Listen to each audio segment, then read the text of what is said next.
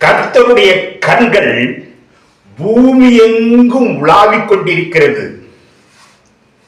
கர்த்தர் அவருடைய பிள்ளைகளாகிய நமக்கு யுத்தம் பண்ணுகிற தேவனாயிருக்கிறார். இந்த வார்த்தை உண்மையிலும் உண்மை, சத்தியத்திலும் சத்தியம்.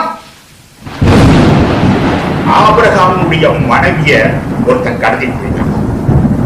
விரட்டி போய் ஆபிரகாம் தன்னுடைய மனைவியை மீட்டெடுத்து வந்தானா? இல்ல, கம்முன்னுட்டான்.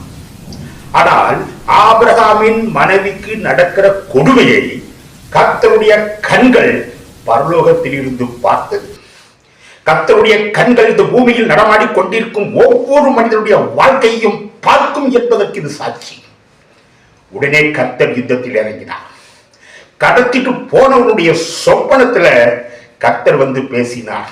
நீ கடத்திட்டு வந்திருக்கிற பெண் ஆபிரகாமுடைய மனைவி, திருப்பி கொண்டு போய் விட்டு விடலைன்னா உனக்கு கடுமையான தண்டனைகள் வரும்னு சொன்ன உடனே மறுநாள் காலையில மிரண்டு போய் பயந்து போய் ஆபிரகாம கூப்பிட்டு, இந்தாவோ மனைவி வச்சுக்கோ, இந்த பரிசு பொருட்களையும் வச்சுக்கோன்னு கொடுத்து அனுப்பினான்.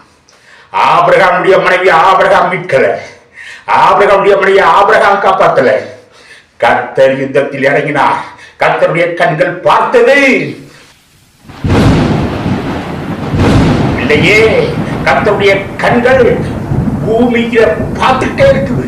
பரலோகத்தில் இருந்து கர்த்தருடைய கண்கள் பார்த்துட்டே இருக்குது. அவருடைய பிள்ளைகளுக்கு சிக்கல் என்றால், பிரச்சனைகள் என்றால், கஷ்டம் என்றால் கர்த்தர் யுத்தத்தில் இறங்குவார். கர்த்தர் ஆசீர்வதிப்பார்.